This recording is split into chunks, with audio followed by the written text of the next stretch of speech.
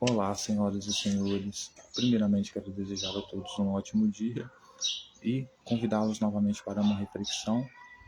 Primeiramente, quero me apresentar também. Prazer, o meu nome sou conhecido como Deus Saturno, Senhor do Tempo, Senhor da Fertilidade, Senhor da Disciplina, Senhor da Ordem, Senhor também do Caos, né? Senhor do Contrato, né? Senhor da Aliança. E hoje eu estou aqui de vermelho, justamente de vermelho, porque eu estou representando aqui o socialismo e o governo único mundial, certo? E apenas essas duas formas, né? Eu posso dizer que apenas essas duas formas de viver, né? São as duas melhores formas para a gente conseguir trazer para o mundo, né? A equidade, a igualdade, a distribuição igualitária, né? De renda para todas as pessoas, né? Através do socialismo, do governo único mundial. Então, por isso, hoje eu estou de vermelho aqui, né? Porque, ao meu entender, simbolicamente, o vermelho simboliza também esse regime, né? Se eu posso chamar assim, né? E hoje eu quero convidá-los a dar continuidade à nossa leitura, análise e reflexão sobre os textos bíblicos, lembrando que estamos completamente comprometidos com a verdade, com a lealdade e com a honestidade, com o único propósito e objetivo de procurar entender o que o autor quis dizer, sem acrescentar ou retirar nem uma palavra.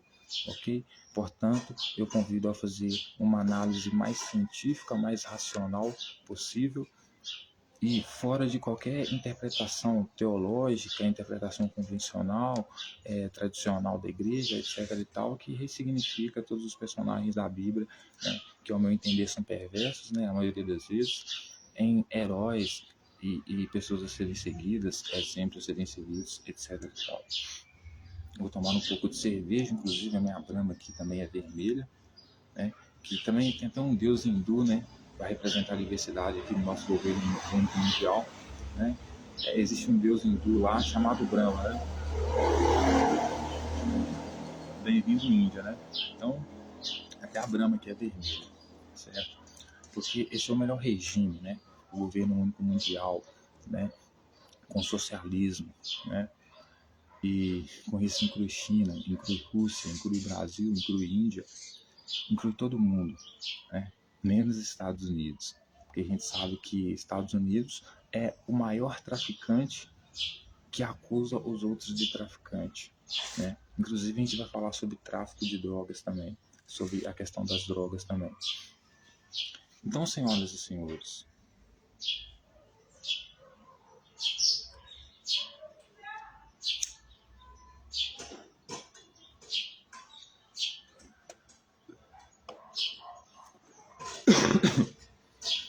dito tudo isso, me perdoe, eu quero convidar as senhoras e os senhores a analisar hoje o livro de Eclesiastes, tá? No capítulo 2, onde é dito e informado para todos nós que se trata de um livro sobre a reflexão de um rei chamado Rei Salomão que governou Jerusalém, certo?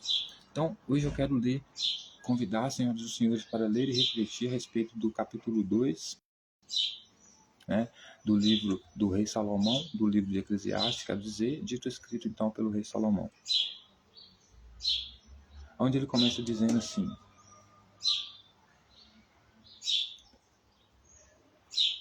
disse comigo, vamos, eu te provarei com alegria, goza, pois a felicidade, mas também isso era vaidade. Do riso disse, é loucura, e da alegria de que serve. Então, o rei Salomão está entristecido, né? Ele diz que conversando consigo mesmo, então por isso ele diz que disse comigo, né? Que ele falando com ele mesmo, vamos que eu vou te provar com alegria, né? Eu te provarei com alegria, goza pois a sua felicidade, né? E ele debatendo com ele, dizendo que tudo isso era vaidade. E do riso, né? Ele dando risada, ele comentando com ele mesmo, conversando com ele mesmo, dando risada, né? Ele disse, é loucura e da alegria de que serve. Então Salomão questiona o que? Alegria, né? Felicidade, né? Tudo isso é vaidade, né?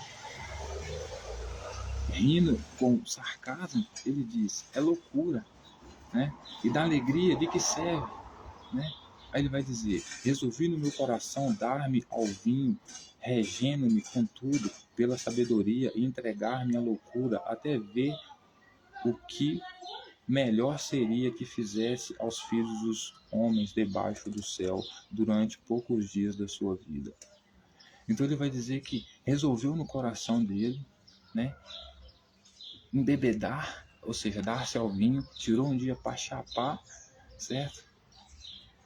E segundo ele, né, contudo, pela sabedoria, entregar a loucura, né, ou seja, ficar chapadão mesmo, até ver o que melhor seria que fizessem aos filhos dos homens debaixo do céu.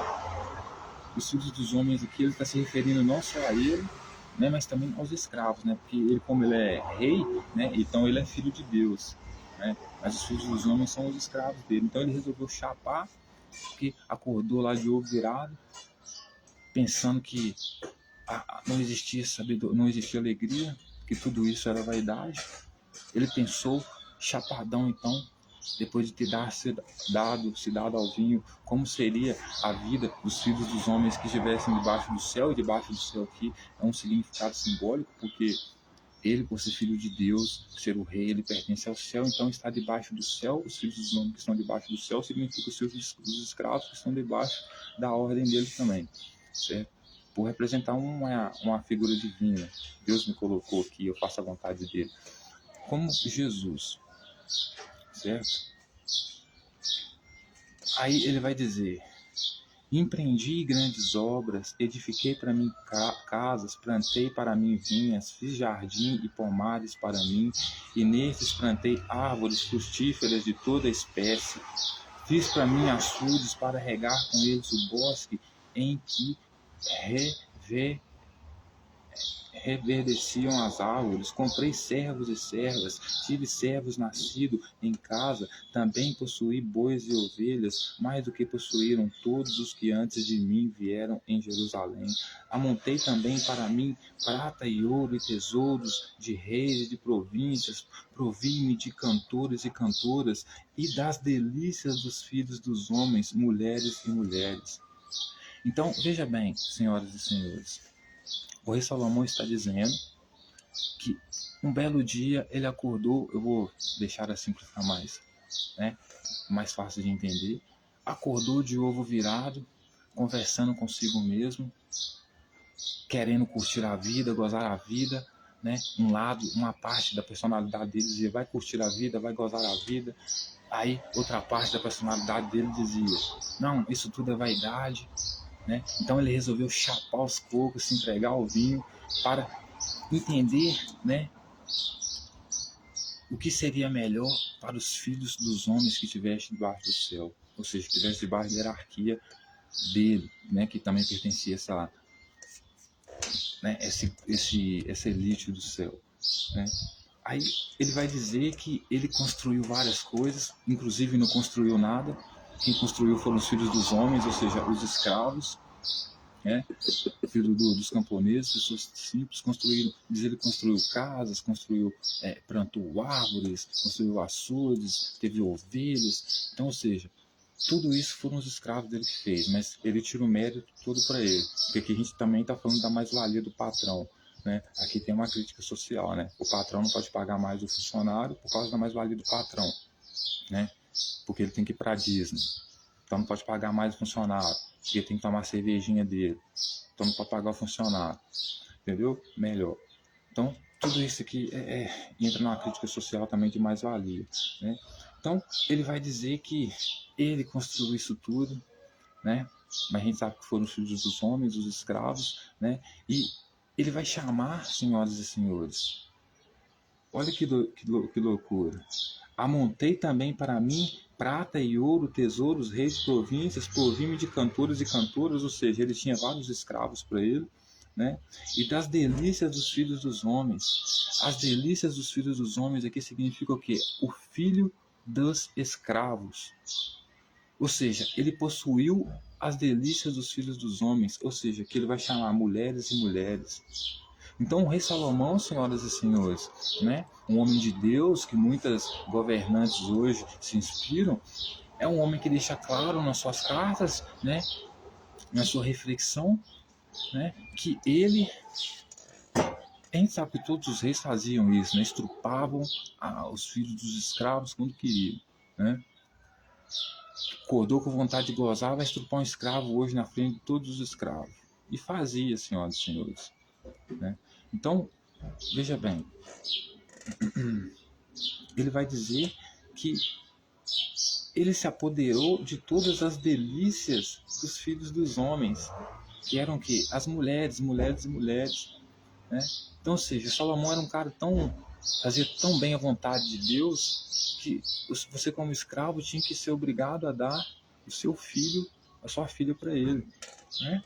A sua delícia, né? Ele chamava de delícia a sua filha, né? Então ele tinha que se apoderar dela, né? Então, assim, ele tinha 1000 mulheres, não porque as 1000 mulheres queriam se casar com ele, né? Mas porque, como ele fazia a vontade de Deus, e é Deus que manda, a mulher não serve para nada, então ele roubava a mulher dos seus escravos. E aqui são ditos filhos dos homens, né? Porque o filho de Deus é o rei, certo? Aí ele vai dizer: engrandecei-me e sobrepujei a todos os que vieram antes de mim em Jerusalém. Preservou comigo a minha sabedoria. Perseverou também comigo a minha sabedoria. Contudo, quanto desejaram os meus olhos, não me neguei, nem privei o coração de alegria. Né? Aí ele vai dizer: alguma coisa, pois, me alegrava com todas as minhas fadigas, e isso era a recompensa de todas elas.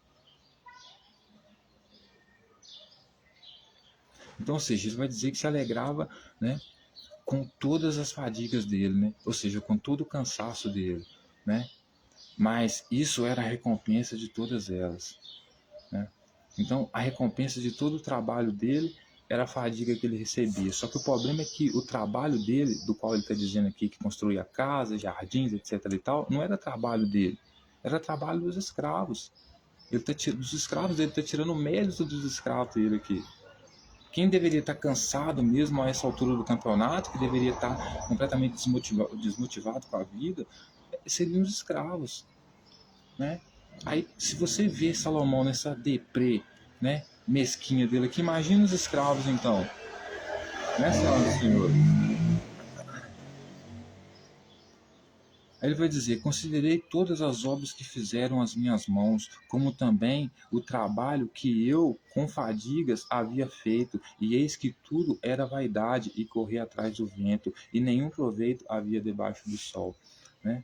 Então ele vai dizer que considerou todas as obras que ele, né, da mão dele, que na verdade não eram obras da mão dele, porque primeiro que ele sozinho não construía nada, né?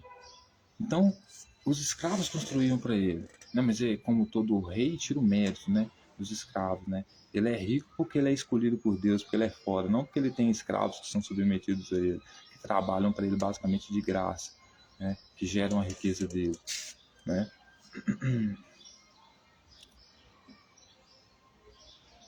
Então ele vai dizer que considerou todas as obras que fizeram as mãos dele, como também o trabalho que ele tinha feito com fadigas, ou seja, os escravos dele tinham feito com fadiga, né?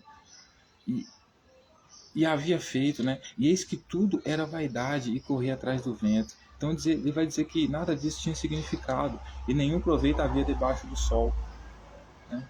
Então ele vai dizer: eu não tive nenhum proveito debaixo do sol, né? Isso para mim tudo não teve sentido nenhum, correr atrás do vento. Isso para mim tudo foi correr atrás do vento, né?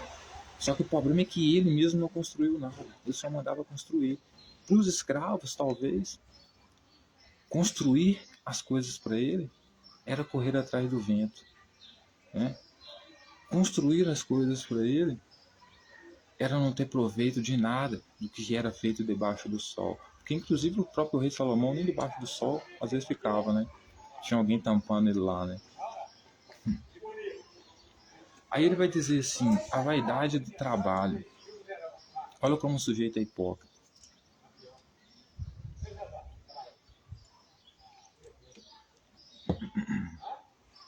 Ele vai dizer assim, ó, olha só. Também aborreci de todo o meu trabalho com que me fadiguei debaixo do sol, visto que o seu ganho eu havia de deixar a quem viesse depois de mim. Então, o rei Salomão diz que ele aborreceu, sentiu tédio, raiva, indignação com o trabalho dele, certo? Porque tudo que ele se fadigou a fazer debaixo do sol, tudo que ele construiu, ele haveria de deixar para outra pessoa que viesse depois dele. Primeiro que ele não entende, mesmo ele tendo 1000 mulheres, para você ver como esse pessoal que fala em nome de Deus é foda, né, mano? Porque primeiro o cara tira o mérito dos escravos dele, dizendo que ele se fadigou a construir, porque se ele construiu várias casas, né, e se fadigou com todo esse trabalho, com certeza ele não fez isso sozinho. Não tem como. Então, obviamente, os escravos construíram a casa dele, né? Mas em vez de ele ficar fadigado, porque os escravos eram escravos, ele ficar triste porque os escravos eram escravos, ele se aborreceu porque do trabalho dele, ou seja, o trabalho que ele não fez, né? Quem deveria estar mais fadigado que eram os escravos dele, mas ele estava aborrecido, não queria mais se dedicar ao trabalho, porque estava entediado, então se aborreceu do trabalho, ficou indignado, porque ele teria que deixar o que ele construiu para outro. Ele era um líder que nem sequer entendia que outro deveria vir ocupar o lugar dele. E isso se chama construção de um império, senhoras e senhores. Você não cria nada com a visão a curto prazo. É sempre a longo prazo. É mais para frente, é no futuro, mas começa a ser construído agora. Uma hierarquia, né? Uma monarquia, por exemplo, ela só continua existindo justamente por causa disso, de herdeiros. Você tem que ter a sabedoria e a humildade de entender que você não constrói só para você, você constrói para outros também. Mas o rei Salomão, ele não entendia isso. Então, ele não era um cara justo, né? A indignação dele não era porque os escravos trabalhavam muito. Na verdade, a indignação dele era porque os escravos estavam construindo para ele, mas ele iria morrer e ia ter que deixar para outro. É um pensamento de um rei que você não consegue entender, né? Porque se o rei tem filho, é porque o filho dele, o príncipe, vai herdar o lugar, dando então continuidade ao império que a família construiu. Mas o rei Salomão, talvez por causa da sua arrogância, né, da sua prepotência, egocentrismo, eu sou melhor, ninguém depois de mim pode ser rei, então queria acabar com tudo.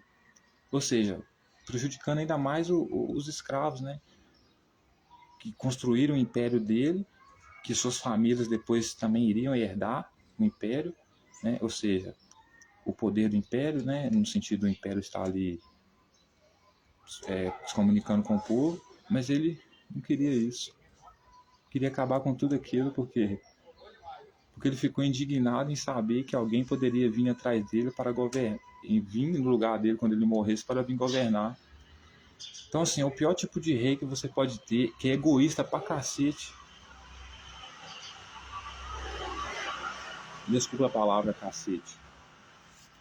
Mas porque muitas pessoas empoderam a figura do Deus bíblico, mas nem sabem do que sequer estão falando,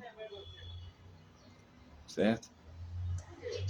Então, ele vai dizer, também aborreci todo o meu trabalho com que me fadiguei debaixo do sol, visto que o meu ganho eu havia de deixar a quem viesse depois de mim. Né? Então, por que ele tinha mulheres, então, se ele não queria ter herdeiros? Por que ele tinha filhos? Se ele tinha mulher, provavelmente ele tinha filhos, né? Porque como que você vai, na época dele, não usava uma camisinha.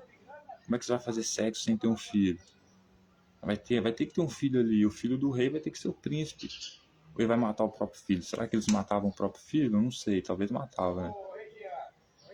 Mas enfim, ele continua dizendo assim: quem pode dizer se será sábio ou estulto? Ele pergunta. Contudo, ele terá domínio sobre o ganho das minhas fadigas e sabedoria debaixo do sol. Também isto é verdade. Ele vai dizer, quem que pode dizer se ele é esperto ou não? Se ele é sábio ou astuto? Né? Contudo, ele terá domínio sobre tudo, todos os ganhos das minhas fadigas e sabedoria debaixo do sol. Isso também é verdade. Então me empenhei porque o coração se desprezasse de todo o trabalho em que me afadigara debaixo do sol. Se desesperasse, né, com todo o trabalho em que me afadigara debaixo do sol. Porque há homem cujo trabalho é feito com sabedoria, ciência e destreza, contudo deixará o seu ganho como porção deixará seu ganho como porção a quem por ele não se esforçou. Também isto é vaidade, grande mal. Então, o rei Salomão está considerando grande mal deixar a sua herança, porque quem iria herdar a sua herança seria o seu filho, porque ele era rei, então o seu filho seria o príncipe, o próximo rei. Ele vai dizer que, então, ou seja, é um cara que não podia nem ter filhos, né, mano? Porque que tipo de pai que não vai querer deixar a herança pro filho, né? Então, ele tá dizendo que ele tá boladão. Tô boladão, acordei hoje, chapei os cocos, comecei a refletir na vida dos escravos aí, que trabalham debaixo do sol aí, trabalho para mim aí. Percebi que, assim, eu digo que a fadiga foi minha, que o mérito foi meu, mas quem construiu as casas foram eles, os jardins foram eles. Eu cheguei à conclusão que tudo isso é vaidade, que eu não tenho mais alegria em tudo isso que eu tenho. Sabe por que a minha alegria acabou? Mesmo eu sendo rico, imagina os escravos que trabalham para mim como que vivem, como que são, né? Mas o meu perrengue chique, né, é que eu vou ter que deixar o que eu construí para os meus herdeiros, que virão depois de mim, que não se esforçaram, né, para construir nada disso. Primeiro que ele, o próprio rei Salomão, não se esforçou para construir porra nenhuma. Porque se trata de construção de império, não foi ele que construiu, foram os escravos dele que construiu. Mas ele, como é um egocentrista do caralho, né, ele vai tomar o mérito todo para ele. É que nem o patrão, né? Vocês têm a mesma capacidade intelectual, você faz todo o trabalho, você produz, mas quem sai nas revistas, quem sai homenageado é o seu patrão, certo? Ou seja, a merda dá mais valia. Então, o rei Salomão, o escolhido por Deus, não é diferente. Ele não quer mudar o mundo que você vive, ele exatamente quer que ele continue assim. Não quer que mude para melhor, no caso, né? Então, o perrengue chique do rei Salomão, em ver que tudo isso era um grande mal, é que ele ia ter que deixar todos os bens que ele construiu, tudo que ele construiu, para outras pessoas que viriam depois dele. Provavelmente seriam os filhos dele que seriam os herdeiros. Um rei sem filho também não rola, né, mano? Que rei que vai construir um império sem visão a longo prazo? Que rei é esse, né? Se ele for escolhido por Deus e pensa a curto prazo, então, coitado, o Deus dele já é um falido, né, mano? Mas ele diz que o grande mal que ele vê, ele poderia dizer, né, o grande mal que eu vejo debaixo do sol é que os escravos trabalham pra caralho, eu não construo nada, quem trabalha são os escravos e eles não têm recompensa de nada. Mas ele tira o mérito dos escravos, coloca como se ele fosse um escravo que estivesse fadigando debaixo do sol, construindo tudo, né? Aí tá boladinho, porque vai ter que deixar a herança para os filhos dele.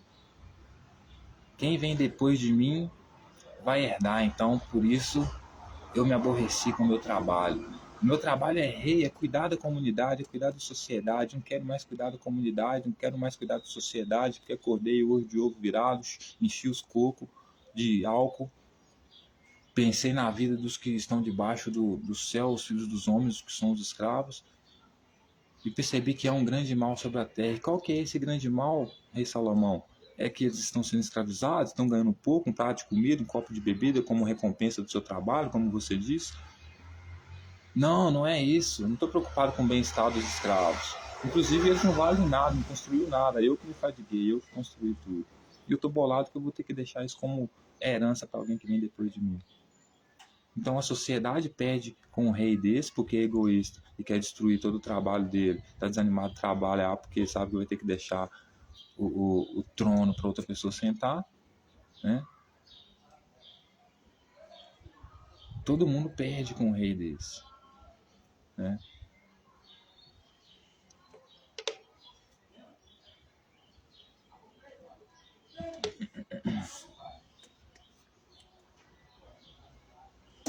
Então me empenhei porque o coração desesperasse de todo o trabalho em que me fadigara debaixo do sol, porque há homem cujo trabalho é feito com sabedoria, ciência e destreza, contudo deixará o seu ganho como porção a quem, por ele não se esforçou, também isto é vaidade, grande mal. Pois quem tem, ele vai dizer, pois que tem o homem de todo o seu trabalho e da fadiga do seu coração, em que se ele anda trabalhando debaixo do sol? Eu responderia para ele, nenhum ganho. Se você está falando dos escravos, rei Salomão, que trabalham para você, eles não têm nenhum ganho. Porque é você que vai morar nos grandes palácios, é você que vai sair nas grandes revistas, vão sentar nas grandes mesas, é você que está aí como eleito de Deus.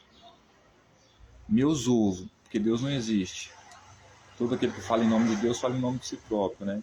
Mas a narrativa do texto inclui Deus. Chamar Deus sobre a mesa é foda, mas inclui no texto, né?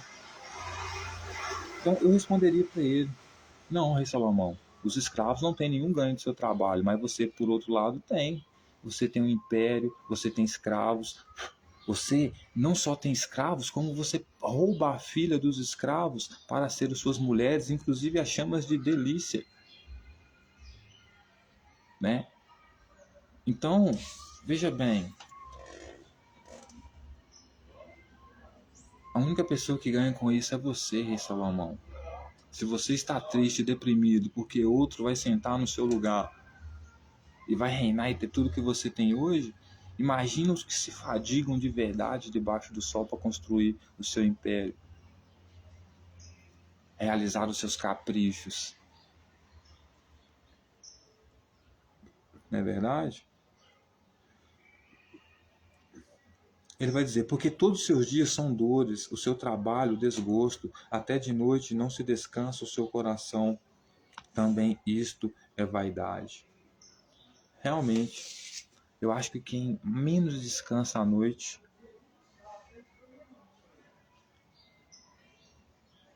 e quem mais tem desgosto do seu trabalho são os escravos. Inclusive a história não mente, né? Usavam, né, cachaça para justamente o quê? Aliviar a dor à noite do trabalho, né? Durante o dia para o seu rei, seu governador, etc. Né? Então, muitos, né, que não tinham nem o que comer direito, tomavam água, né, para a fome não matar o sujeito, né? Então, assim, realmente a vaidade de trabalhar, é realmente correr atrás do vento, trabalhar, mas para o empregado, né? Não para o patrão que é rei, no caso do rei Salomão aqui, né? Só manda e desmanda. E daí? Não faz nada, ganha dinheiro sentado. Cada hora vale milhares de reais, milhões às vezes. Enquanto a hora do funcionário, igual eu no meu caso, operário, R$ 40. Vai se. Tá ligado, mano? Então, porque quem na verdade produz, né? Não é o rei, né? Não é o Estado, né? Não é as instituições, não é o pessoal do colarinho branco. É ou não é? É o povo, né? É o construtor civil, é o agricultor, né? Que são os dois pilares, né, da hierarquia que sustenta a sociedade econômica, né? Sem essas duas profissões não tem sociedade, não tem nem sequer sociedade, mano. Então são as profissões que são menos valorizadas, que inclusive foram escravos durante anos e ainda continuam sendo. E vejam, as mais importantes, as classes mais importantes, né? Os trabalhadores, né? Mas quem sofre é o rei, cara. Vai se... Entendeu? Tá, não vou tirar o método do sofrimento do rei, mas imagina o funcionário, né?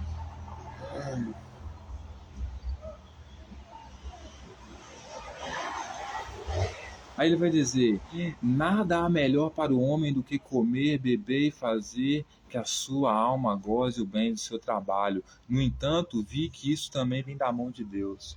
Então, veja bem, como eu sempre digo, né? Aquele que fala que vem, que faz em nome de Deus, está falando em nome de si próprio, né? Por isso que ele sempre diz, né? O próprio Jesus dizia: ninguém pode ver a Deus senão aquele que foi enviado. Por quê? Porque se você pedir provas desse Deus, você nunca vai ter. Você nunca vai sentar na mesa para negociar. É sempre alguém mandando alguém. Por quê? Porque não existe. Porque se existisse, ele tinha que estar aqui. Né, gente? Vamos ser coerentes. Se Deus existisse de verdade, ele abria o céu de manhã cedo e falava: pessoal, a regra é essa. Alguém não entendeu? Entendeu? Então não tem Deus nenhum. Só tem gente que fala em nome de Deus, mano. Não, nós estamos cansados dessa fita aí. Entendeu? E o problema é que nada muda, né, mano? As coisas sempre as mesmas coisas, né? Nada muda. Quando muda é para pior, né? Então ele vai dizer que ele percebeu que para o homem é bom comer, beber e fazer com que a alma goze do bem do seu trabalho. No entanto, vi que isso também vem da mão de Deus. O problema é que se vem da mão de Deus, e ele aqui é a autoridade que está em nome de Deus, o pão, o vinho, que ele considera que o homem merece, deve vir, se vem da mão de Deus, vem da mão de quem? Dele, que tem o poder real, concreto, que tem a riqueza para dar pão e vinho para aqueles que trabalham para ele, seus escravos. Aí ele vai dizer: pois separado deste quem? Deste que não agrada a Deus, portanto que não agrada o rei, que não agrada a Salomão, né? Aí ele vai dizer: quem pode comer e quem pode alegrar-se? Eu diria para ele: todo mundo. Porque o comer e beber não é uma coisa que Deus dá. É uma coisa que se você não fizer, você morre. Você não precisa de um Deus dizendo que você tem que comer ou não, senão você vai morrer, ou que você dependa dele para dar comida para você ou não, senão você vai morrer. Se você não fizer nada, você vai morrer de fome. Deus é meu ovo, rei Salomão. Deus é meu ovo. Certo? Separado é meu ovo. Porque separado aqui é o cara que se submete. Porque a tropa é a mesma, pessoal. Quer você de joelho, igual Jesus queria, né? Aquele que vai ser maior no meu reino é aquele que se humilha como uma criança, né? Ou seja, não basta você ser um infantil, você tem que se humilhar, ficar de quatro. Aí você ganha o pão. Porque o pão quem dá é Deus. Mas quem faz a vontade de Deus? O rei, o sacerdote. Então é aquela coisa dos escravos. Aceita Jesus aí que nós te damos um prato de comida. Não, nós não vamos te dar um prato de comida porque você precisa comer ou porque você tem fome. Nós representamos aqui um Salvador que se chama Jesus. Você só vai ter o prato de comida se você aceitar ele. Mano, quem não percebe perversidade nisso aí, mano, é podre realmente, né? Mas o que eu vou dizer da sociedade, né? O que afinal é a sociedade? É ou não é?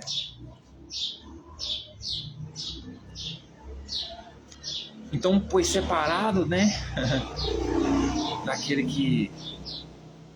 que Deus alimenta, que faz a vontade de Deus, quem pode comer, quem pode beber, né? Aí ele vai dizer assim, e quem pode se alegrar, né? Aí ele vai dizer assim: porque Deus dá sabedoria, conhecimento e prazer ao homem que lhe agrada, mas ao pecador dá trabalho para que ele ajunte e amontoe, a fim de dar àquele que agrada a Deus. Também isto é vaidade, é correr atrás do vento. Eu concordo, Salomão, plenamente com você. É vaidade, é correr atrás do tempo, viver nesse sistema em que você defende. Onde eu estou aqui, eu sou rei porque Deus me colocou aqui, Deus quer que eu seja rei, né? E no poder real das coisas, né? Eu posso dar comida para vocês, Porém, eu tenho um Deus. Eu só posso dar comida para vocês se vocês aceitarem meu Deus. Não vou dar comida para vocês porque vocês vão morrer de fome. É um acordo, você aceita meu Deus, não toma lá da cá, aceita meu Deus que eu te dou comida.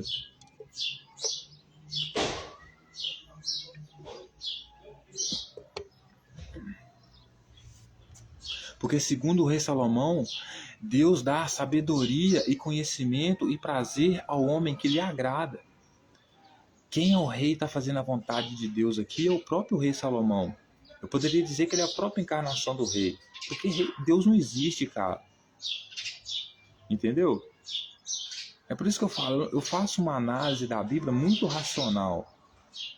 Não é uma coisa religiosa, mano. Não quer saber o que o Papa pensa, o que o padre pensa. Pra mim o Papa é o papaizinho, cara. Sabe o que significa o papaizinho? O pedófilo do caralho. Entendeu? Eu peguei pesado aqui, né?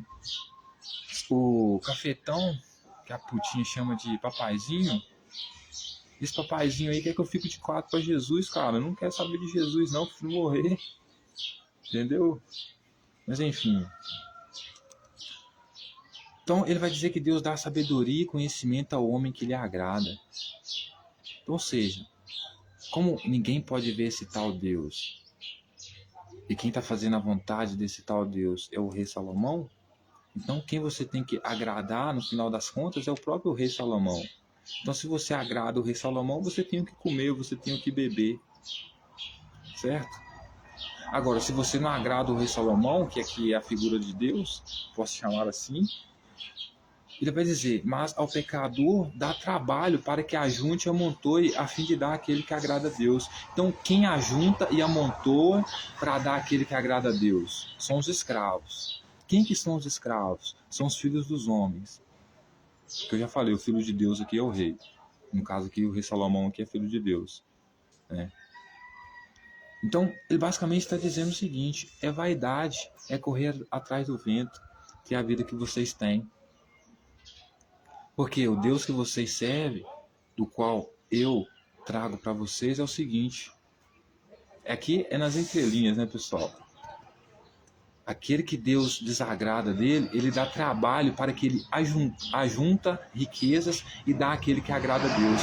Na teoria e na prática, senhoras e senhores, quem agrada a Deus é aquele que faz a vontade dele. Como Jesus dizia, né? Quem fazer a minha vontade vai estar agradando o meu Pai, porque eu estou fazendo a vontade do meu Pai. A mesma coisa Salomão. Entendeu? Então, aqueles que Deus pune com trabalho, que Salomão chama de pecador. Pecador é o quê? Aquele que, porque o rei Salomão impõe uma regra sobre eles. Está versículos anteriores aqui. Né? Você não pode desobedecer o que o rei fala, porque o que a voz do rei fala é a voz de Deus. Não questiona o rei. Né? Então, agradar a Deus aqui, agradar o rei, é a mesma coisa. Então os pecadores aqui são aqueles que não agradam o rei, porque também não agradam o Deus do rei. Por isso os reis têm Deus, os deuses têm reis. Por quê? Porque rei é meu ovo, cara. Não existe, Deus é meu ovo, não existe, entendeu? Mas enfim, ele vai dizer que os pecadores, Deus dá trabalho. E quem que literalmente dá trabalho às pessoas? É Deus ou o rei que fala em nome de Deus? Quem, pessoal? É o rei. Então, o Salomão está falando assim, aquele que desagrada a minha vontade, eu dou trabalho para ele. Dou trabalho para ele para que ele possa ajuntar riquezas para aquele que agrada a Deus. E quem que agrada a Deus? O rei Salomão. Então, no final das contas, ele vai justificar que a vida desses escravos é uma vida insignificante, sem sentido, né? Claro que a vida não tem sentido, mas você cria um sentido para ela, mas é uma questão filosófica que eu não vou entrar em questão aqui agora. Né? Então, aqueles que desagradam a Deus, que desagradam o rei, ele dá trabalho para eles juntarem riquezas para ele.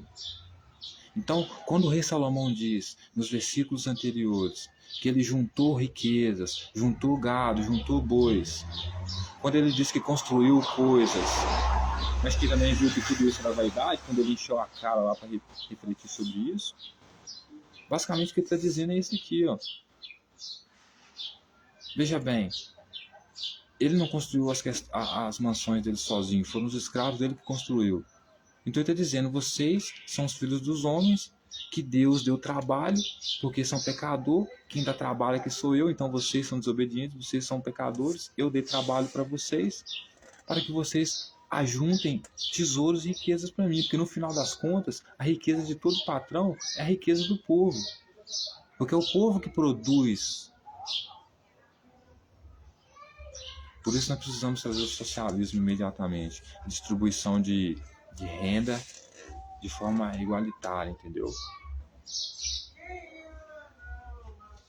A princípio, uma renda básica universal, que a gente pode já fazer isso com o Pix, né? Mas enfim.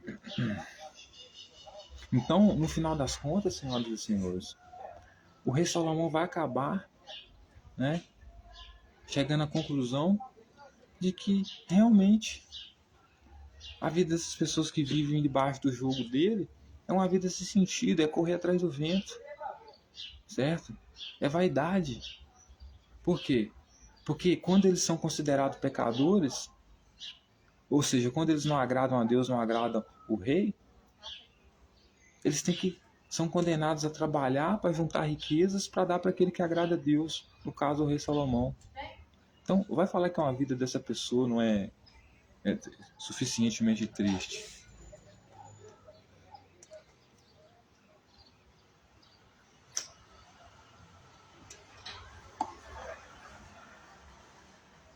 Então, o rei Salomão não está se importando, senhoras e senhores,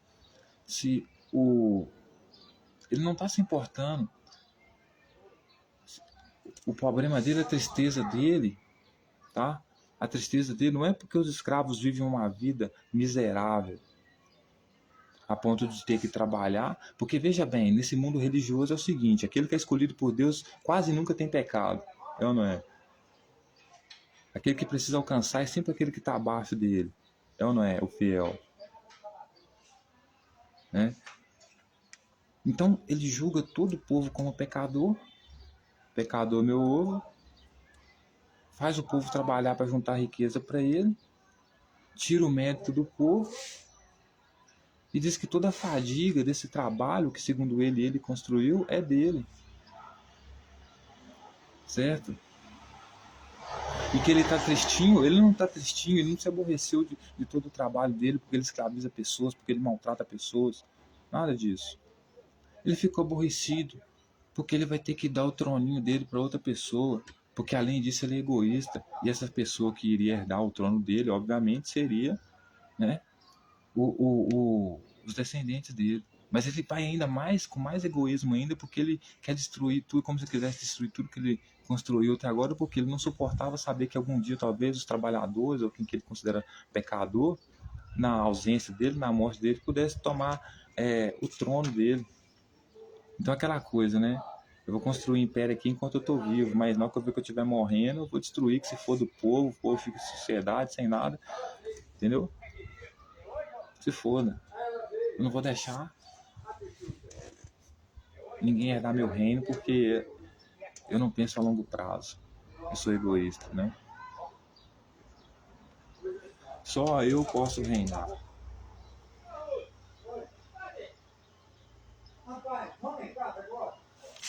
Então esse, senhoras e senhores, é o rei Salomão. Tá?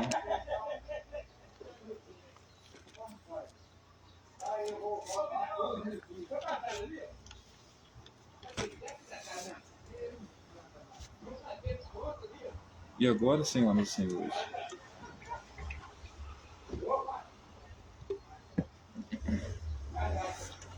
eu vou entrar na questão do... Por que eu estou falando tudo isso aqui? Né? Porque agora eu vou entrar na questão do tráfico, né? E aqui mais especificamente, eu queria dizer do quanto essas pessoas porque muitas pessoas têm a visão, né? Tem o falso entendimento de que traficantes de drogas são pessoas boas, né? E a maioria das vezes são vítimas, né? Não, senhor, você pode ser uma pessoa descarada, uma pessoa desonesta sendo pobre, uma pessoa descarada, desonesta sendo rico. Depende, certo? Mas por que eu estou dizendo isso? Porque o Estado, senhoras e senhores, tem que ser Estado máximo, tem que ter um monopólio total de todas as coisas. Então eu vou voltar aqui no governo mundial, aqui, no socialismo aqui. Por quê? Porque quando o Estado não toma o monopólio, por exemplo, das drogas, é muito mais fácil o Estado começar a vender a droga para o usuário do que simplesmente impedir ela de usar a droga, porque isso causa muito mais caos.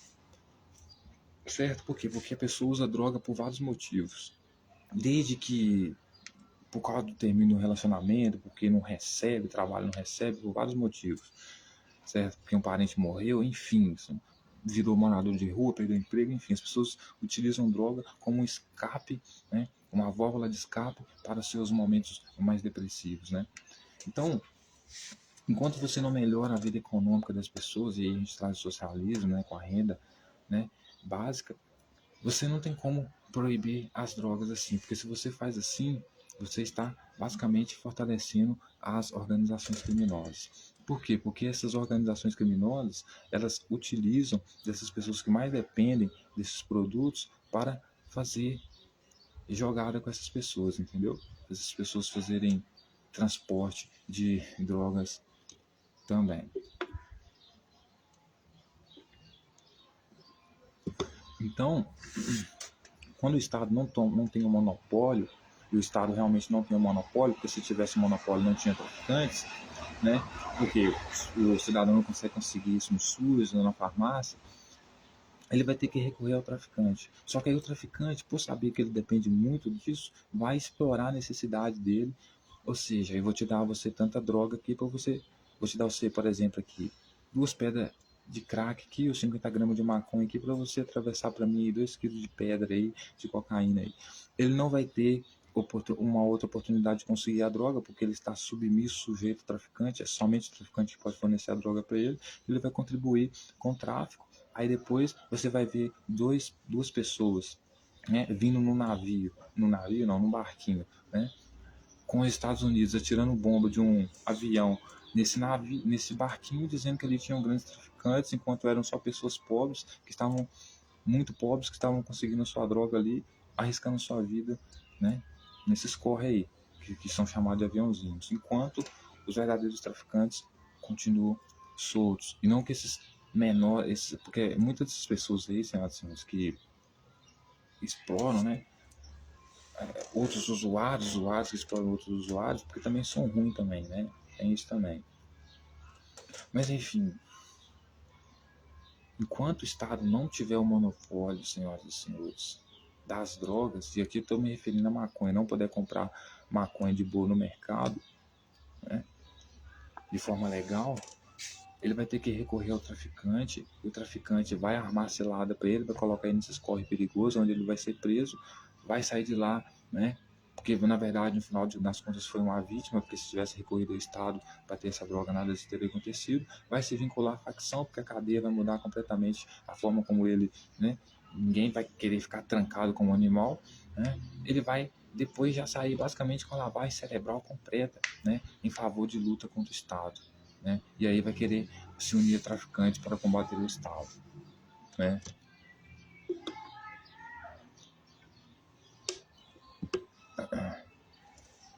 Então,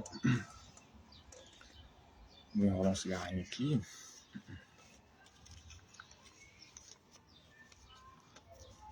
O que a gente precisa fazer é isso,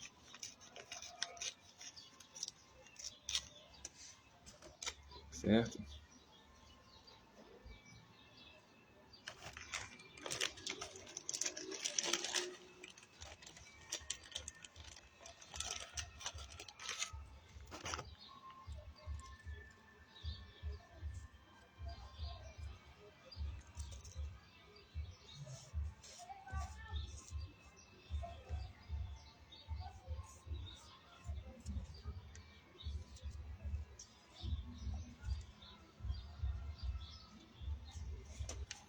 Então, senhoras e senhores, voltando aqui ao nosso assunto, é necessário que a gente possa, né, estabelecer na nossa sociedade meios legais desse usuário conseguir essa droga sem ter que recorrer ao traficante que vai utilizar a necessidade desse usuário para contribuir com a existência, né, e até a fortificação dessas organizações criminosas,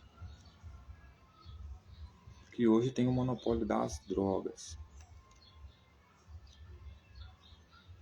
Porque eu falo isso como vítima, senhoras e senhores. Eu também, por pessoas que sabem da minha necessidade, né, de utilizar cannabis, por exemplo, para me tratar, é uma coisa que eu me medico, para minha vida só faz sentido, só ganha existência se eu tiver meu medicamento, minha cannabis. Eles sabem disso e eles estão vinculados a outras facções, né, que inclusive tem um monopólio dessa droga aí, que é onde eu vou precisar recorrer para conseguir, né? Eles fazem proposta, como já me fizeram já, 2 quilos para mim, meio quilo para mim poder fumar, para poder virar 2 quilos para eles, né?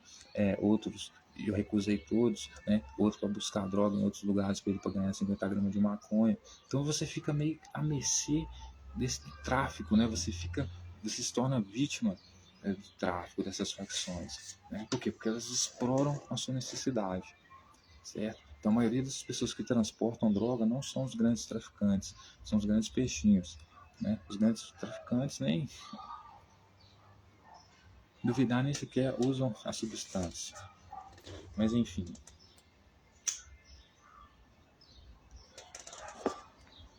Então, para dar continuidade, senhoras e senhores, nossa leitura, hoje eu quero falar sobre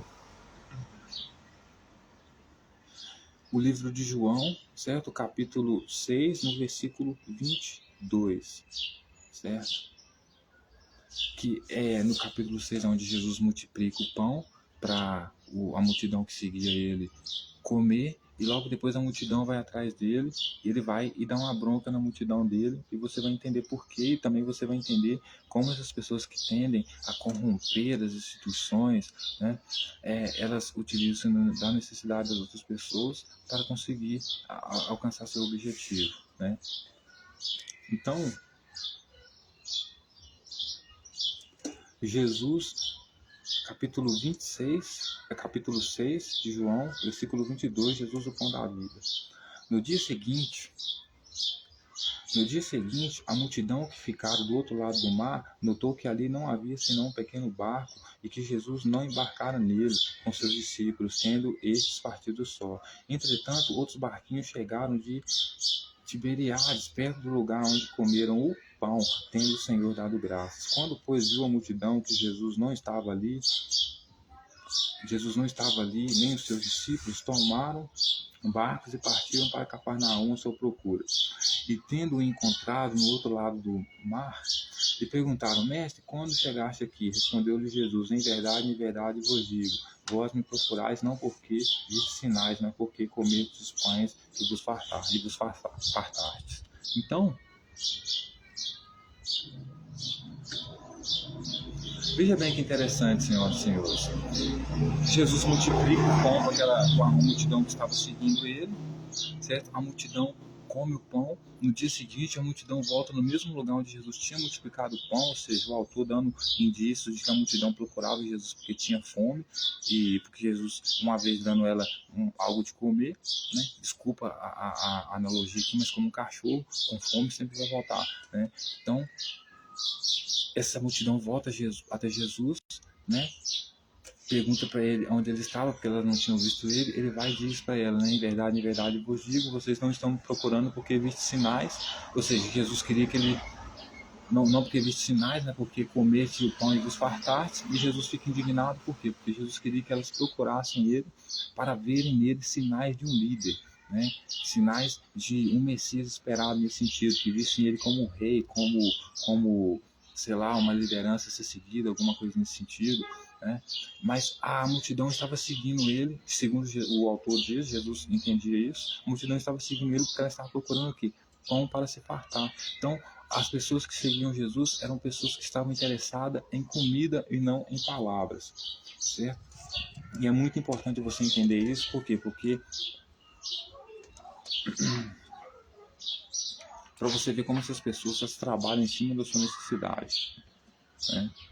Aí Jesus vai falar para eles assim, ó: trabalhai não pela comida que perece, mas pela que subsiste para a vida eterna, o qual o Filho do Homem vos dará. Porque o Deus Pai o confirmou com seu selo. Dirigiram-se, pois, ele perguntando: o que faremos para realizar as obras de Deus? Respondeu-lhe Jesus: a obra de Deus é essa, que creais naquele que por ele foi enviado. Então lhes disseram eles: que sinal fazes para que vejamos que creamos em ti?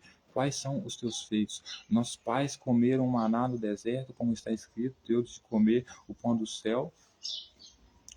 Replicou-lhe Jesus: em verdade vos digo, não foi Moisés quem vos deu o pão do céu, o verdadeiro pão do céu é meu Pai que vos dá, porque o pão de Deus é o que desce do céu e dá a vida ao mundo. Então lhes disseram: Senhor, dá-nos sempre desse pão. Declarou-lhes, pois, Jesus: eu sou o pão da vida, o que vem a mim jamais terá fome, e o que crê em mim jamais terá sede.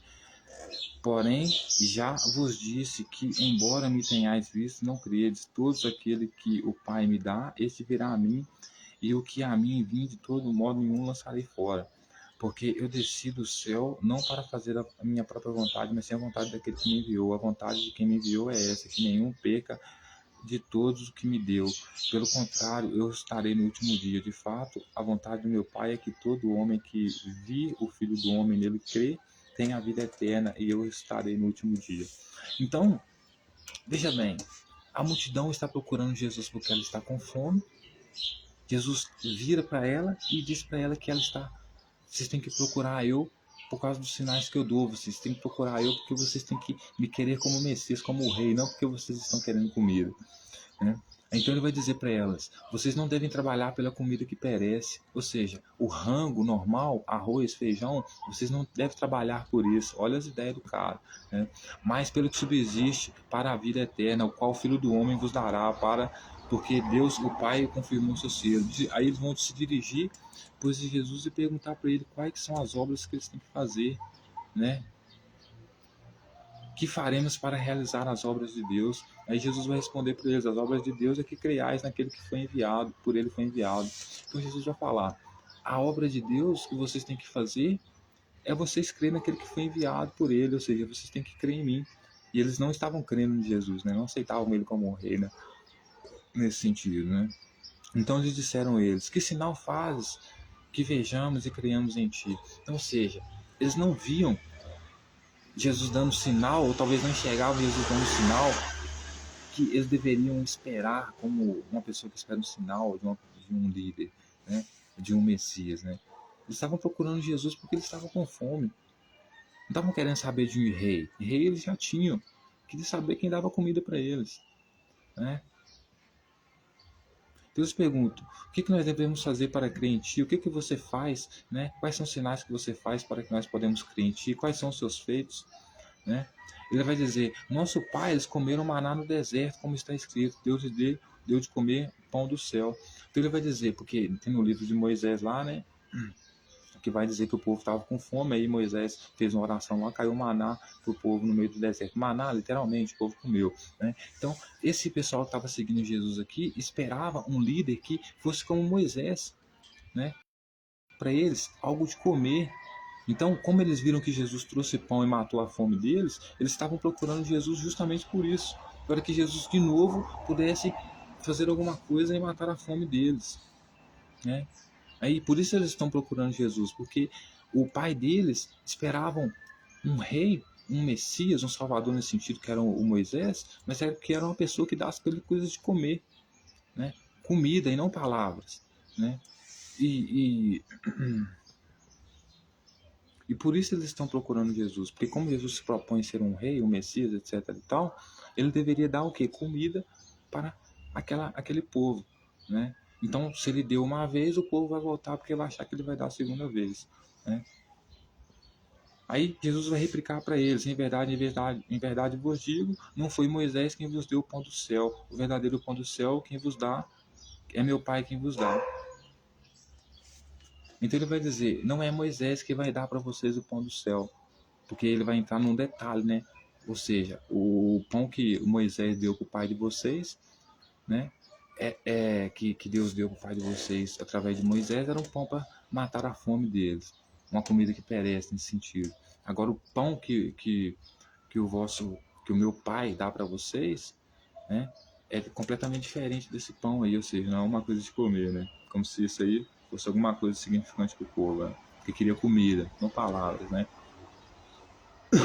Ele vai dizer: o verdadeiro pão do céu é o meu Pai quem vos dá, porque o pão de Deus é o que desce do céu e dá vida ao mundo. Então lhe disseram: Senhor, dá-nos sempre desse pão. Declarou-lhe Jesus, por Jesus: Eu sou o pão da vida. Quem vem a mim jamais terá fome, e quem crê em mim jamais terá sede. Então Jesus vai falar para eles: o pão do céu sou eu, que vai dar a vida para vocês. E qual de vocês, todos vocês que vierem a mim, jamais terão fome, jamais terão sede. Até porque Jesus tinha multiplicado um pão para eles, talvez eles iam cair nessa lábia de Jesus, né?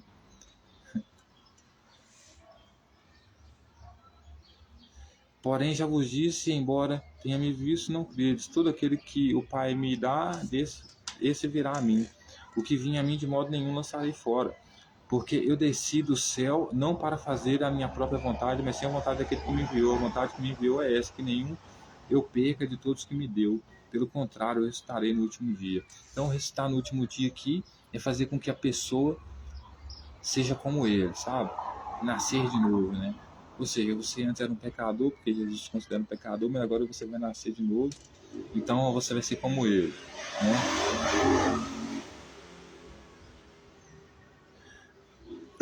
Aí murmuraram, pois, os judeus, né? Murmuravam, pois, dele os judeus, porque disseram: Eu sou o pão que desceu do céu. E diziam: Não é este Jesus, filho de José? Acaso não conhecemos o pai e a mãe? Como, pois, agora diz que desceu do céu? Respondeu Jesus: Não murmureis entre vós, ninguém pode vir a mim, senão o Pai que me enviou não trouxer. Eu estarei no último dia. Está escrito nos profetas: serão todos ensinados por Deus. Portanto, aquele que da parte do Pai tem ouvido e aprendido, esse vem a mim. Não que alguém tenha visto ao Pai, salvo aquele que vem de Deus, este tenho visto. Então, de novo, ele repete aquele discurso, né? Porque aí o povo vai pedir prova, né? Então, chama Deus aí pra gente conversar com ele, ver se ele enviou você mesmo, Jesus. Ele vai dizer: não, ninguém pode ver a Deus senão aquele que ele enviou.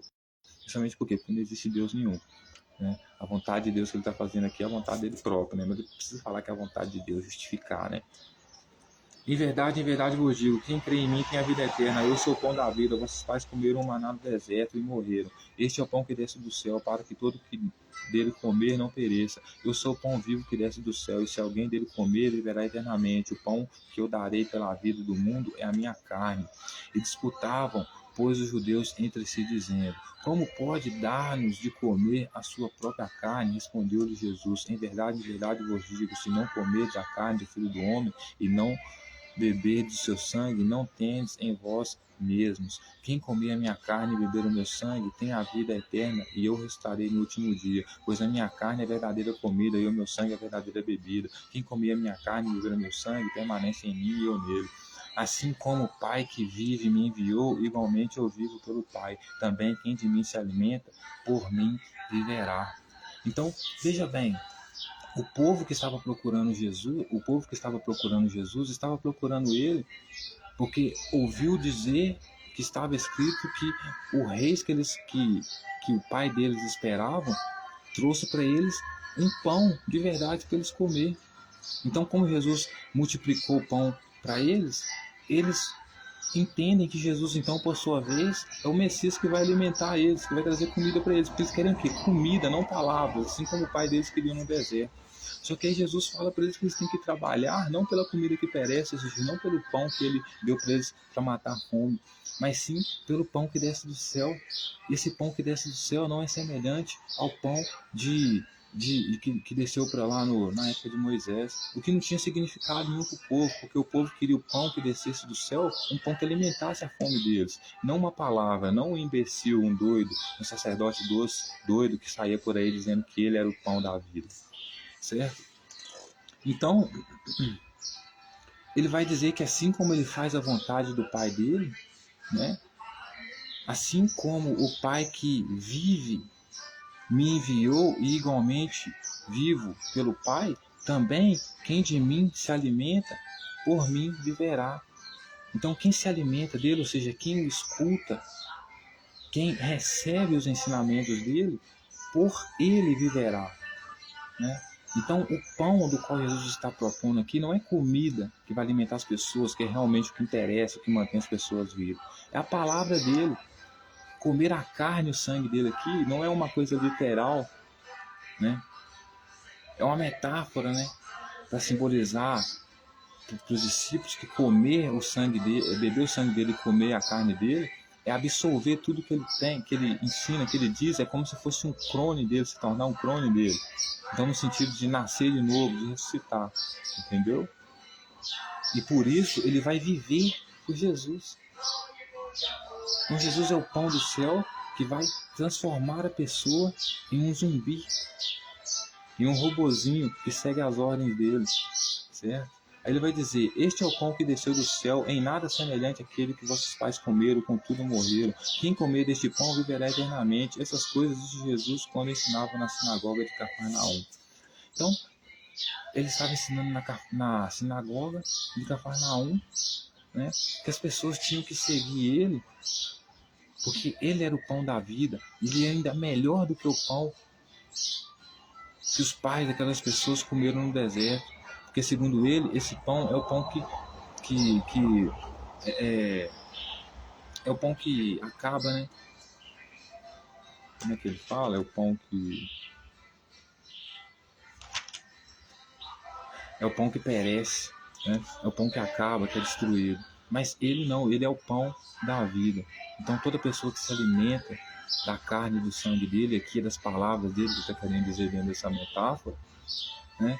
Essa pessoa vive por ele, né? Vive por ele. Por quê? Porque basicamente ele se torna Deus dessa pessoa, né? Então, ou seja, por que eu trouxe esse texto aqui, senhoras e senhores? Para vocês entenderem que a multidão que seguia Jesus porque era faminta, tinha fome. Jesus usou uma estratégia que sequestrava essas pessoas, que era o que? Era a fome dela, a necessidade dela de comer, né? E tenta perverter as coisas, tentando ensinar para essas pessoas que a fome que elas têm que ter é da sabedoria do que Jesus fala, dos ensinamentos que ele fala, e não da comida que padece, que eles têm que trabalhar, que o trabalho deles não deve ser pela comida que vai alimentar eles, né? Mas sim trabalhar para fazer a vontade dele. Dele quem? Jesus, né? Porque se fazer a vontade dele, vai estar fazendo a vontade do Pai dele, que na verdade não existe, o Pai dele que é ele mesmo, né? Na teoria, o pai dele é o Espírito Santo, né? Que é quem gerou ele em Maria, né? Só que só do seu não acredito no Espírito Santo, por exemplo.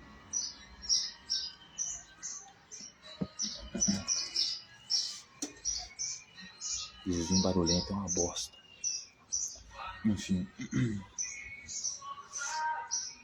Então, senhoras e senhores, a mensagem que eu trago para as senhoras e senhores é essa, certo? Essas pessoas, porque como eu sempre digo, Jesus para mim é um terrorista, um líder de uma facção, que se utilizava da necessidade das pessoas, né? Para quê? Para essas pessoas, para sugar essas pessoas com o movimento dele. E essas pessoas, inclusive, aqui que estavam procurando o quê? Comida.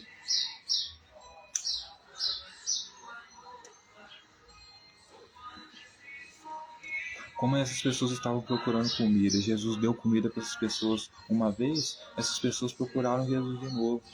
Só que aí Jesus aproveitou e se colocou acima da comida que as alimentava, que as mantinha viva, que é a comida normal, se colocando então como o sabichão, o pão da vida, o cara, né? Inclusive era mais necessário para aquelas pessoas do que a própria comida que elas tinham, né? Que era a comida real que alimentava elas.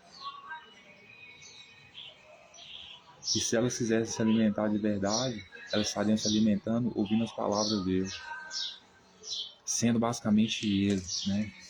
Tornando um só com ele, né?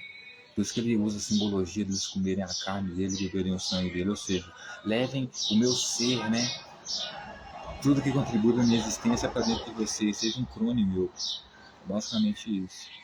Né? Então, por que eu estou dizendo esse texto, fazendo esse texto? Porque essas pessoas que visam enganar pessoas, que visam liderar movimentos que vão contra as instituições, né? Contra o Estado, que era isso que Jesus fazia, contra a lei, e etc. e tal, elas te sugam, né? Elas te sugam, não, elas te sequestram, posso dizer assim, através da sua necessidade. Assim como eu tenho necessidade de fumar maconha e não consigo, para cuidar da minha saúde, né, de forma medicinal, não consigo recorrer ao Estado para ter esse medicamento, eu tenho que recorrer para os traficantes, então fazer o que os traficantes querem, certo? A mesma coisa o pessoal de Jesus. Tinha fome, Jesus deu comida, então agora eles fazem a vontade de Jesus na esperança de ter comida novamente. Jesus, como sabe que elas estão atrás dele por causa de comida, ele deixa isso muito claro, ele se coloca então acima da comida do que essas pessoas realmente precisam. Então, se essas pessoas fazem a vontade delas, jamais terão fome, jamais terão sede. Então, elas caem na expectativa de um dia ter comida de novo, porque teve comida a primeira vez. A mesma coisa o aviãozinho do traficante. Ele ganha droga uma vez fazendo um serviço bobo pro traficante. Quando você assusta, ele tá fazendo altos corre pro traficante aí, pegando altas drogas aí para receber mixaria. Justamente por quê? Porque ele não consegue recorrer ao Estado para conseguir a sua substância. Então ele tem que recorrer ao traficante, que vai humilhar ele, que vai colocar ele contra o Estado que tu é amigo.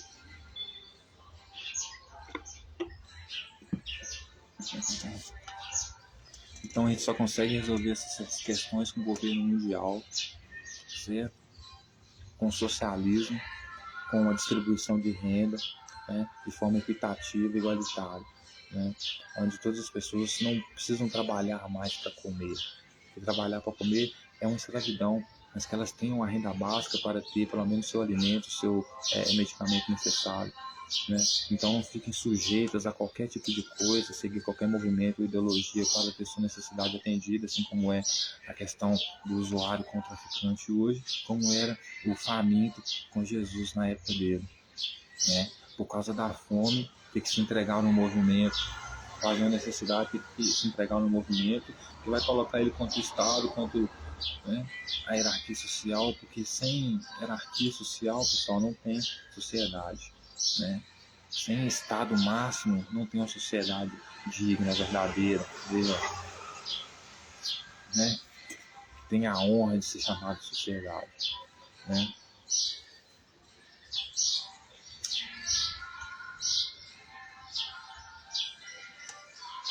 Então nós não aguentamos mais, pessoal. Porque as coisas não mudam, sabe? Eu, por exemplo, trabalhei com um cara aí, esses dias aí pra trás, há muito tempo, combinava com um cara 40 reais por dia, né? Recebia lá, trabalhava, dava o máximo de mim, recebia lá 4 baseados no final da noite, e esse era meu ganho, né? Aí outro dia eu tava com 50 reais, dinheiro que era para comprar comida, teve que recorrer a um traficante, né? Que me serviu 3 baseados por 50 reais. Né? Isso vai tudo fazendo eu ficar indignado, com raiva, né? Vai fazendo eu uma hora, né, pessoal? Que a humilhação é grande, né? Então, e a mesma pessoa que solta hinos de louvor, né? E te dá um prato de comida, porque é isso que eu recebi nos últimos trabalhos que eu prestei, né? Um prato de comida, nada mais do que isso, né? Pessoas que soltam louvor, né? Hino de Deus, Padre Marcelo Rossi, baboseira tudo aí, que basicamente, para mim que conhece a história, é a historinha dos escravos lá, né? Que o pessoal botava para trabalhar lá e ia ler Bíblia para eles, tocar louvor para eles, né? Com a ilusão de que Deus vai mudar, vai salvar, vai melhorar as coisas. Enquanto de forma literal, concreta, material, quem pode melhorar é o seu próprio patrão, né? A própria sociedade. Né? Deus está fora de jogo faz tempo, porque não existe, né? Não existe, né? Literalmente, não existe. Então, tudo isso causa indignação e nada disso estaria acontecendo se eu tivesse uma renda, né, básica, que eu pudesse pelo menos comprar na farmácia a minha cannabis, né, e não precisasse recorrer a essas pessoas aí que às vezes querem me explorar, me colocar para, inclusive, ir contra a lei, né, porque sabe a minha necessidade, bota eu para buscar crack aí, 2 quilos de crack aí, coisa que eu não recusei até agora, né, pessoal, não fiz isso ainda bem. Mas colocando contra as leis, né, que proíbem, é tráfico, não posso fazer isso. Mas pela minha necessidade eu acabo caindo nessa armadilha, né? Porque são a mesma pessoa que patrocinam depois deputados e vereadores que vão, inclusive o que? votar, né, leis que vão colocar usuários de droga na cadeia, né, os pequenos usuários, né, que são pegos com grande quantidade de drogas aí, mas que são aviãozinhos, são peixes pequenos, os grandes traficantes mesmo nunca vão presos, né? Por quê? Porque eles patrocinam esses vereadores aí, deputados, para votar essas leis e vão colocar esses usuários na cadeia que vão sair depois pronto para integrar essas facções criminosas que vão colocar essa pessoa contra o Estado. Então o Estado tem que ser Estado máximo, sabe? É governo mundial mesmo, certo? Segurança total, união de todos os países contra o fascismo, que também é facção criminosa, os movimentos faccionados.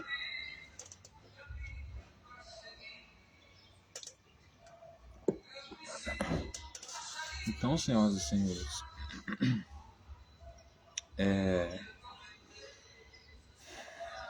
o texto depois vai dizer que os discípulos todos ficaram escandalizados, porque viram Jesus falar que é o pão da vida, né? Porque isso era um absurdo, né? Porque como assim, a gente precisa de comida aqui, né? E você está explorando a nossa vontade de se alimentar aqui, para se colocar acima da comida que nos alimenta, que é a comida que a gente precisa, está querendo que você nos dá, para que a gente te obedeça, né? Comece a digerir, comece a comer, se alimentar de tudo que você fala, como se a gente estivesse comendo a comida que nos alimenta, né?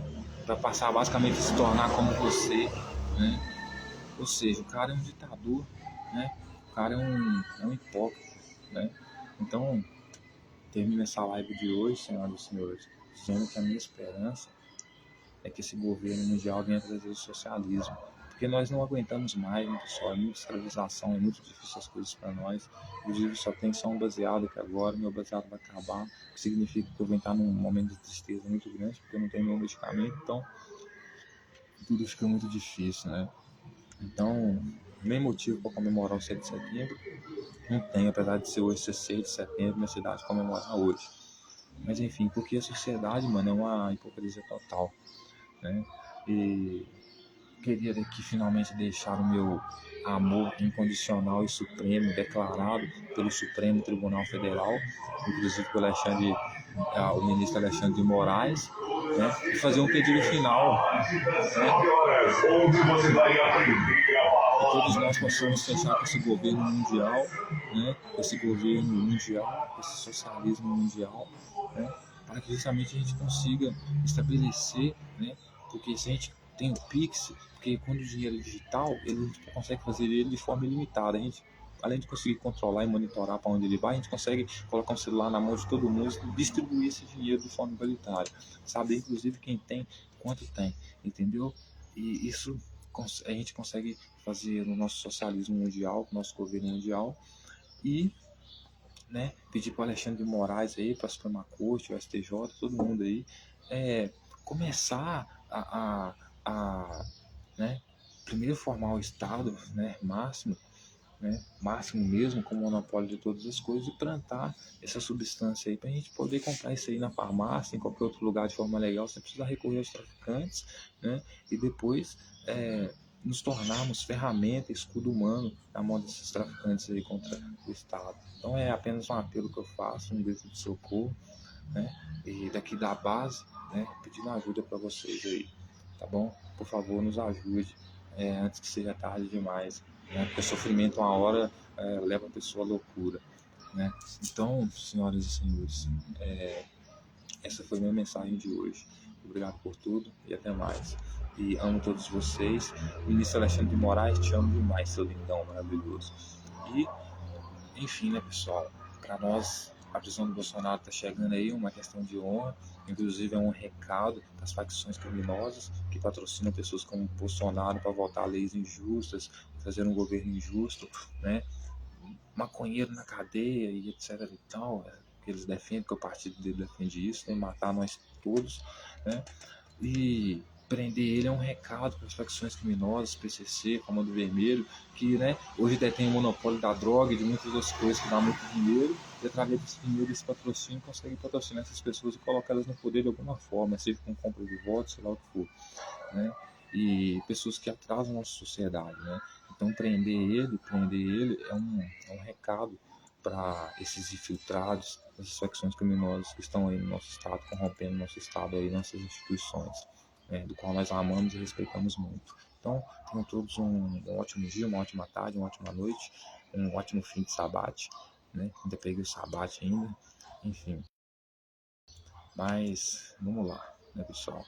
É preciso trazer esse governo único mundial, esse socialismo mundial, certo? Com distribuição de renda de forma com equidade, né? Com igualdade, para que a gente possa construir um mundo melhor, né? Porque quando você tem pessoas morrendo de fome, né? Elas vão invadir a cidade de pessoas que têm mais fome, que têm mais comida, quer dizer, para roubar comida para sobreviver. Isso é matemática, né, pessoal? E nosso relacionamento com sociedade, por ser assim, o relacionamento mundial também não é assim também, né?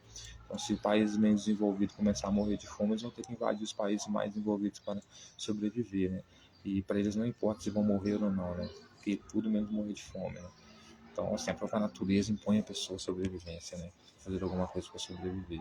Então, ninguém sai ganhando com a pobreza total de todas as pessoas, com a miséria, né? E a única coisa que pode atender essa demanda e ajudar a sociedade mundial como um todo é o socialismo, né? O governo mundial que está se formando agora, né?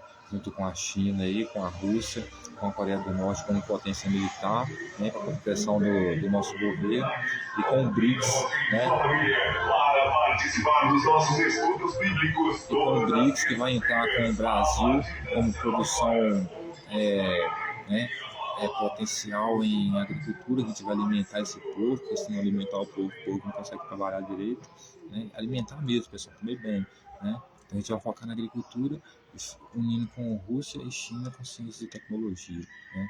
Então, assim, o nosso governo mundial já está feito, né? E é isso, até mais, e vamos mudar isso aí, entendeu? Porque ninguém aguenta mais esses conservadores aí no poder, né? Esses evangélicos aí, bandidos aí, né? Então, até mais, pessoal. E bye. China, te amo muito, China, muito, muito mesmo. Inclusive, o meu primeiro contato com atividade física na infância foi com Kung Fu, tá? Amo vocês demais, seus lindos.